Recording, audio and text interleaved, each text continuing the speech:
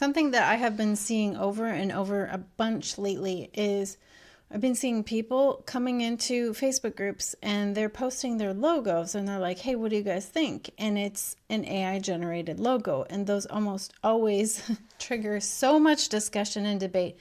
People are like, it's just the future. It's no big deal. Other people are like, it's ethics and it's quality and it's aesthetic and it's all these things. But very rarely, actually, I don't think I've ever seen anybody bring up this thing that, in my opinion, matters the most outside of any debates about whether AI is good or bad or whatever. And that is, in the long run, what is your customer going to think about you having an AI generated logo? That conversation is changing now as we speak. We are in the process of adapting this new thing into our culture. And we don't really know what it's going to look like in terms of consumer opinion of it. But I will tell you, I am seeing a pattern and it does not look good for AI generated logos and things like that. So let's talk about this because it's been on my mind. And if you're new here, hi, my name is Bethany Archer, and this is the On Your Terms podcast where we talk about digital marketing as it pertains to local food, like food trucks and home bakeries and farm stands and things like that. So the first thing that I want to illustrate is that people are getting better at spotting AI.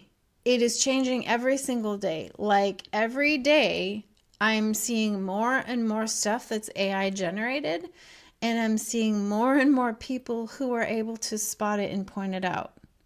Think about this for a second. A year ago, you may have not been aware, you may have not been even able to recognize some of these things that you might be able to recognize now as AI. They were kind of novel, these images, maybe a little bit kind of impressive, sometimes hard to identify. There's things that I could look at now and be like, oh yeah, that's AI, totally AI. But a year ago, I would not have been able to identify that. And I'm a pretty heavy AI user. I'm very familiar with it. I use it all day long in my work. And so if we look at the average person, the average consumer, not a designer, not some kind of a tech person, just like your regular old Joe, they are developing an eye for it. What does that mean? As a consumer base, that they are developing an eye for it. And this goes for also writing, captions, and stuff like that. AI has a very certain cadence and a certain kind of structure that it uses when it does the writing for you. Now, if you are able to train an AI really, really well so that it actually sounds a real person, I know there are people out there who can do that, and I think that's great. But most of us are not there, and most of us are not doing that. AI has this weird thing, especially anything from ChatGPT, and I cannot stand ChatGPT. I'm a huge AI fan. I like Claude, but ChatGPT is like word salad to the max. And it can write this whole long thing, and you read it, and you're like, I don't know that I even read anything of substance just now. And it just always comes across that way to me. Like it sounds like it's writing everything, but saying nothing all at once. And it's important to understand this is not some kind of a static situation. This is not a historical precedent thing. This is something that is in development right now. It is happening now. And this recognition gap of people not being able to recognize AI stuff is closing every month. People are becoming better and better at identifying AI stuff. And so things that passed unnoticed last year probably would be raising some eyebrows this year. And what raises eyebrows this year might be considered a red flag next year. So let's talk about the consumer opinion and where things are going. As a business person and being in the business world, I have seen countless discussions where people are talking about, hey, how AI is changing the landscape of everything. You know, you may have heard the term AI slop, which is basically just when people prompt AI and then they'll produce whatever. Hey, AI, write me this, ebook on this topic, and then I'm going to go and try and sell it. Like, there's a lot of that out there, though. And AI in the beginning was very novel, and wow, like you can just prompt it and it will just create this whole thing. We'd never seen anything like it before. but people are becoming a little bit more accustomed to it. And there's going to get a point, I'm firmly convinced, where it's going to become very humdrum and it's going to become very commonplace and it's not going to be perceived as anything of novel. But people are going to be able to really identify it, which is important when we're talking about this idea of your logo, which is a part of your branding for your business. We're not just talking about you posting an AI generated photo once or twice or whatever. We're talking about logos and actual marketing promotional materials, and why if you are using AI to generate those, you may be saying something about your business, maybe now, maybe not now, but probably in the future, that you probably don't want to actually be saying. So consumer opinion and consumer taking seriously of the posts is shifting. 2 years ago, if you had given me some kind of a AI generated post that I had read, I wouldn't have known that it was AI. I might have had my opinions on depending on how well it was written. But now, even as heavy of an AI user as I am, if I come across something that somebody wrote and they want it to be taken seriously, but if it reads too AI to me, I'm like, okay, no, I'm out. I just don't take it seriously. And I think that's me as a heavy AI user. And as we all know, the topic of AI is it's a very big passionate debate. There's a lot of people who are very staunchly and heavily against it. A lot of people, some people who are neutral, but a lot of people are really pro. And so the problem is that a significant portion of your customer base is going to be very turned off by anything that they see that they recognize as AI. I don't know if you've seen, so a couple weeks ago I saw, it's like this picture that's running around. I think it started when springtime started, and it was making its circulations in the food groups and stuff like that, where somebody went to ChatGPT and they generated a whole bunch of flyers for like spring fairs and fall fairs and stuff like that. But they all just kind of looked the same. Because if you have been noticing, there's a lot of these graphics that people are generating for their events and their flyers and stuff like that. Not necessarily the food makers, but the markets that we might go to, or the event coordinators that are coordinating events and stuff like that. They're using these AI generated images and they all look so AI, like so obviously AI. It does not look any kind of unique whatsoever. It all just kind of looks the same. And maybe they don't realize it because on the surface it's like, wow, that's really cool. That's like way better than anything I could create. But we've already started to not take those people seriously when they post those things. And if you are using an AI generated logo, you are kind of saying that same thing about yourself. So it just goes back to how we are tempted to use AI for image generation and stuff like that, because it's not terrible quality. You could sit there and be like, oh, it's terrible. No, it is not. Not really. I mean, for AI, sure, you might be able to argue, but if you had taken one of those ridiculous flyers I was just talking about, those ones that they all look the same, if you had taken one of those and posted it in a Facebook group 10 years ago, people would have thought, wow, who did that? That is amazing. Look at all that use of color. What a unique style, blah, blah, blah, blah, blah. It's all about perspective. The reason why it seems so commonplace is because AI has like its own stamp practically that it puts on things. It has a very specific look. And so everybody recognizes it as AI, and that in and of itself is the problem, the recognition that it's AI. Not that it's poor quality or anything like that. They're not, in my opinion, poor quality. I think they just all look the same and they look like AI. And that's the issue, because what are you saying about your business? So think about it this way. Oh, no, actually, so I want to talk about this. Jill Winger is a woman who runs a podcast called Old Fashioned on Purpose. And I love Jill. I have followed her for many, many years. And such a breath of fresh air. She was talking about this the other day. She did a podcast recently about what I would do if I was starting a new business this year. And I found it very valuable, and I would highly recommend that anybody listen to it. I will post the link in the show notes. But she was talking about AI, and she made a comment about made in China. And it just popped my brain into this spot, and I realized that is perfect. That is the perfect analogy. It was too good for me to not use. So I have to credit her. But think about it this way. We all know what made in China means in terms of the context of a quality product, or if it's not quality.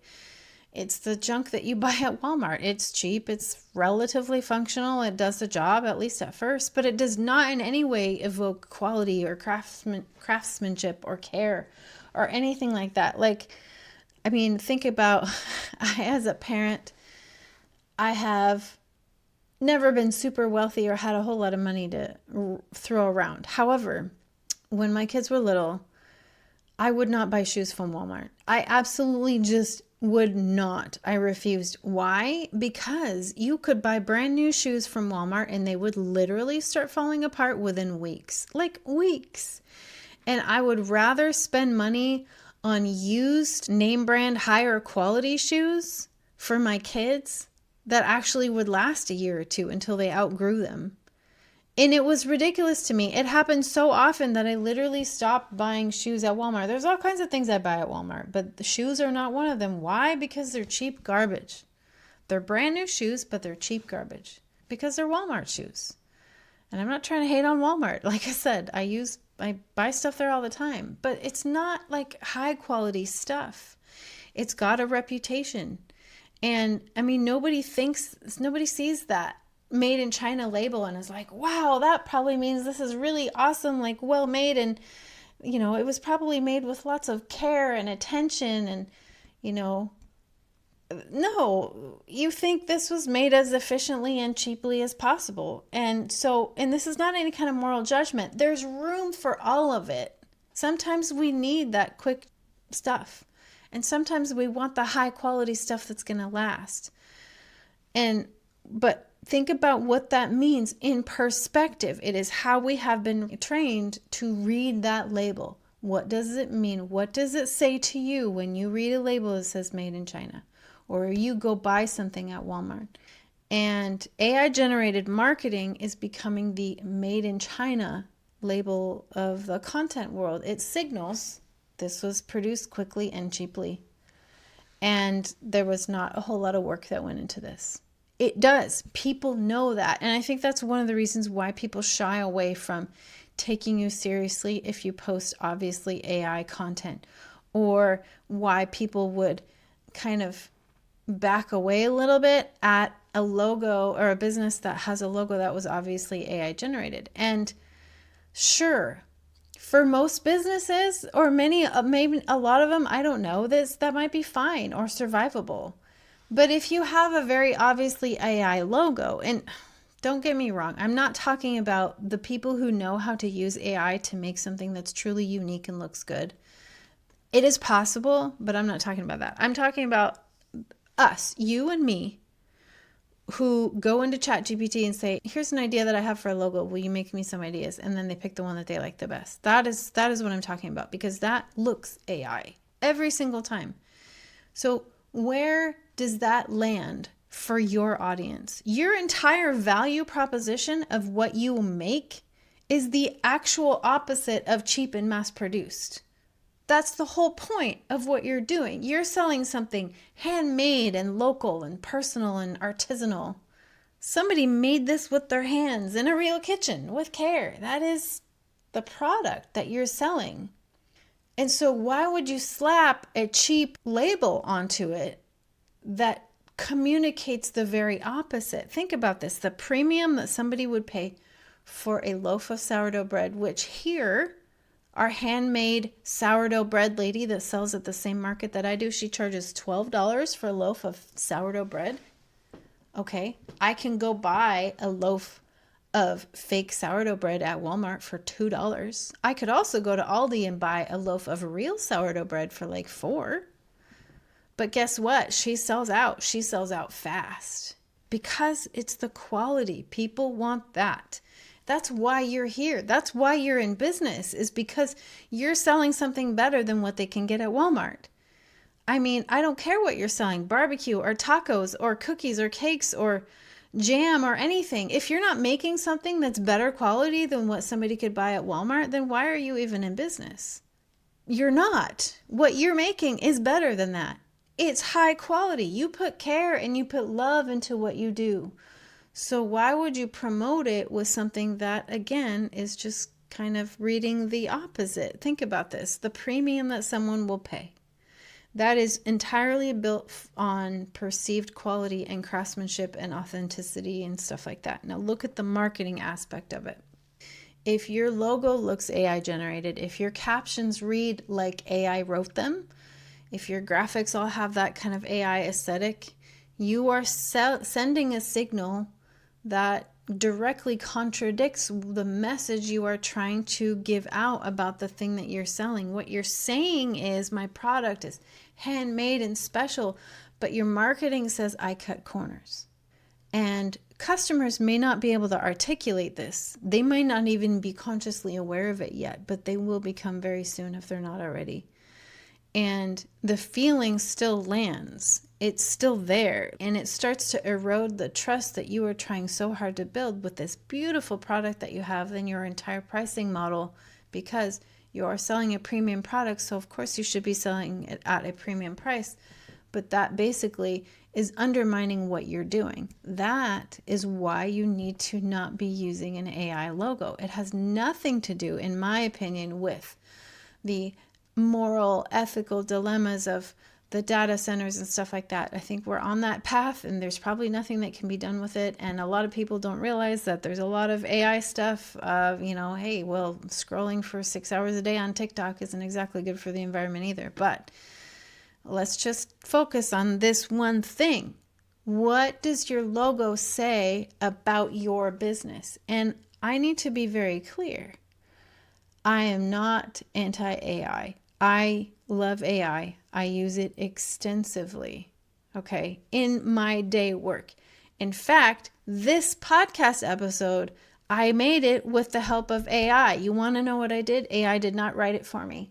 I went to Claude and I turned on the little voice thing. I said, hey, I have an idea for a podcast episode. And then I ranted for like 10 minutes into the voice thing. Big old wall of text is what I gave it. And I said, okay, now help me outline this into something coherent. And so it gave me a draft and I was like, okay, but here's something that I want to emphasize more and let's move this around, blah, blah, blah. So we went back and forth a few times and AI helped me turn this podcast idea into a really awesome outlined episode. That is what we should be using AI for. But no, AI did not write this episode for me. I mean, goodness. I should probably try having it write an episode for me just so that I can post it and show you guys what it would sound like. It would be horrible. It would not be me at all. There would be absolutely nothing personal or anything. There would be no depth to anything at all. And so I need you to understand, AI tools are not evil. They are not the enemy, not in my opinion. Especially if we consider this is just where the world is going, and we can work on making them more environmentally friendly and everything like that. But this is like the cat is out of the bag. And so what are we going to do about it? Using AI to help you brainstorm and draft and edit and plan and things like that. Yes. Using AI as a starting point. Yes, absolutely. I have seen somebody, I saw this one lady who brought in, she was in a Facebook group and she showed an AI logo and it was cute. But it was so obviously AI, and everybody was like, no, that ain't it. Go do something else. Go hire somebody, whatever.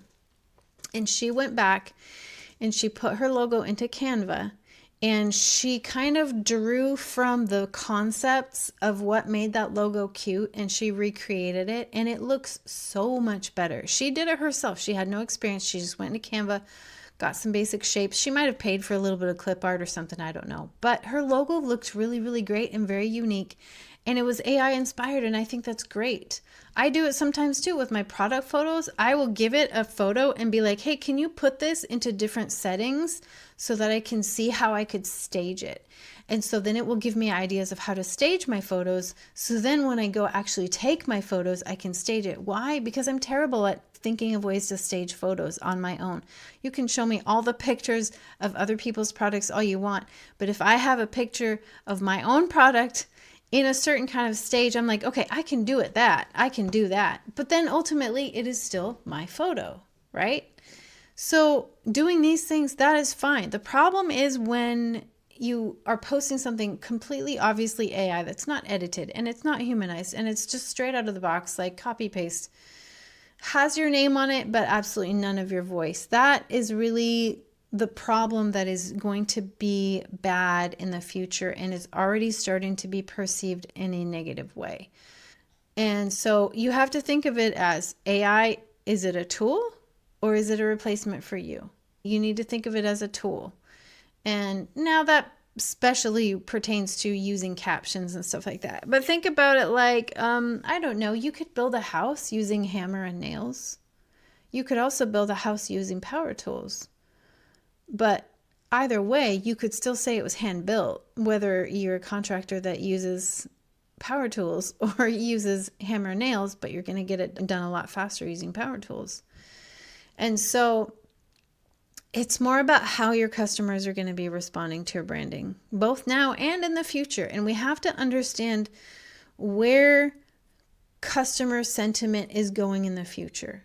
And everything that I have seen and experienced and read and heard over the last year as it pertains to this is telling me that people are going to be craving more and more authenticity from businesses because there's going to be so many people who incorrectly rely on this. And so if you want to stand above the crowd, if you want to stand out, be human and be yourself and do not rely on AI for your frontward facing things.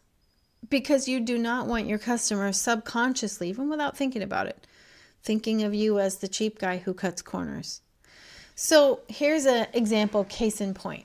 And I always feel really awful for this person. So there's a person in my local area who has a food business that they're trying to promote in local Facebook groups and stuff.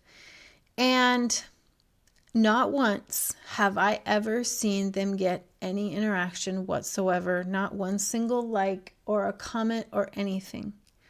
And what are they posting? They are posting an AI generated logo, a completely, like, obviously first draft ChatGPT caption. They might be trying to come at it from different angles, but they are just copy pasting every single time. ChatGPT generated everything. There is absolutely nothing personal or human about what they're posting, and they have never, that I have seen, gotten any kind of response anywhere. And I look on their Facebook page, and I feel bad for this person, but I look on their Facebook page, they don't get any interaction on there either. Except every once in a while, they'll post actual photos of things that they made, and then they get some interaction. And it's one of those things where it sounds good, like it's written well from a technical standpoint, or maybe it's designed well from a technical standpoint. And people look at that, and we're really, right now, there's a lot of people who are still really super duper impressed at how great AI can do stuff. But that's not going to last long. And we need to not be that person. We need to not take that into our business and be like, wow, this is so impressive, I'm going to have AI do everything for me. No, AI can save you a ton of time. But if you're just going to post a bunch of AI stuff, I mean, what I'm talking about, these same groups that this person posts in, I post my stuff in, I might post just like a picture and, you know, I've restocked and here's where you can, and I get comments and likes and things like that.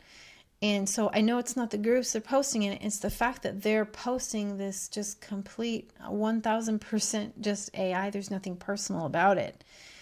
People are already starting to not respond to that. And so what is the artisan equivalent marketing? What does that look like? You use your words, your voice, this podcast episode, again, it was outlined by Claude, but you're hearing my words. I'm going off the cuff here. I'm telling you my stories from my real life. There's nothing artificial or contrived about what I'm saying to you. It's imperfect and I'm stumbling over my words, and that's just me. But this is the kind of stuff that should be in your captions and in your marketing materials. You authentically you. Don't let AI do these things. Don't let AI write your emails or create your captions and stuff like that. I mean, there's some writing that I will do with AI, like product descriptions and stuff like that. I don't personally mind that, but there's certain times I think that people are expecting to hear from us and they're expecting to be able to see us as the business owner. And I think that's important for us to be able to be there so that they can see us instead of having some kind of a fake AI front. So post your photos, your real ones, your kitchen, your actual products. I mean, post the real pictures. Talk about stories. Tell them about your batch failures or, the market where it rained and nobody showed up and what you did to keep yourself occupied, or, just the reactions that you get from people, all the little stories that you get in your business. You can post those things. Don't let AI take over these things for you. But your logo and branding, especially as it pertains to those things, I want you to understand, if budget is your barrier, there are other options. So obviously pay a designer is your best way to do it. But I know that that's also not attainable for everyone. So, go to Fiverr. They have cheap ones there, although then you might risk them using AI too. But Canva, you can go to get Canva for free and make a logo there. You can use templates. They have free templates. They have also paid templates that are really good. You can go to Etsy. You can go to Creative Market. There's lots of places that you can go to get templates or get a logo for free or fairly cheap that will age better and read more authentic, way more authentic than an AI-generated logo that's going to probably lose its effectiveness in about a year at most, and customers are going to increasingly start to kind of pull away from, because they'll be able to identify it on site. That was AI. And again, you're kind of cutting corners, and that communicates that. The bar, though, is not being perfect. The bar is just being human. So just be human.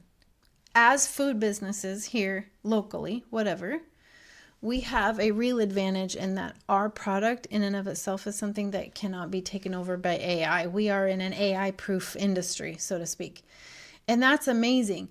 And so I don't want to have anybody get in a situation where they are being hindered by their own use of AI in their business. There's lots of very effective ways to use AI, and I'm actually going to do a whole entire episode of what is best to be done in using AI in your business and what is not best to be done. But this was kind of its whole separate thing because I keep seeing it come up over and over and over in these Facebook groups, and I wanted to talk about it. So if you really don't know what to do, if you're like, I need a logo, here's the thing. I'm going to be real with you. I have spent a lot of time in the graphics design world. Your logo doesn't really matter a whole lot. People might be like, oh, that's cute. It's not going to make it or break it on whether they're going to buy from you or not. Okay. If you cannot afford anything and you cannot afford a template and you can't do anything, here's what you want to do. Think about this real quick first. Think about all the big retailers. Think about big companies that do what you do. Okay, I sell cookies, right? I think about Crumble Cookies. Look at their logo. Another one that I like to follow is Brookie. She's out of Australia. Well, her logo is just her name, right? So if you look at the professional guys, their logos are always very, very simple. Nike just has a swoosh. Target just has the Target. Best Buy, I think, is just their text of their name. So here's what you do. If you really don't know what to do, I'm going to just give you a formula. Here's what you do. Depending on the length of your name, if it's more than 2 words, put one part on top in a nice, bold, strong, serif kind of all caps, and then make a line and right below it. And then below that, do the second part of it in a nice matching script. That will look beautiful and it will look professional and it's simple and you can just do it. Or even just do your name in a strong serif font and then be done.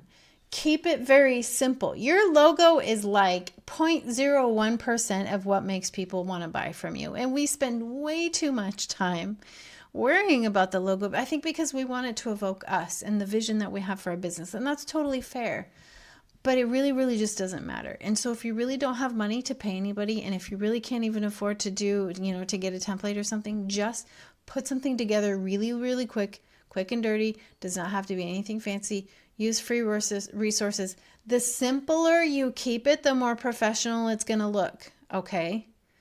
That's one of the big things. People overdo it. They try to make them too complicated. They like have these logos that are like 5,000 different visual elements. No, a logo is just very, very simple. So keep it just very, very simple. That will look nice and professional. And then someday when you're making money, you can hire somebody to do another one for you.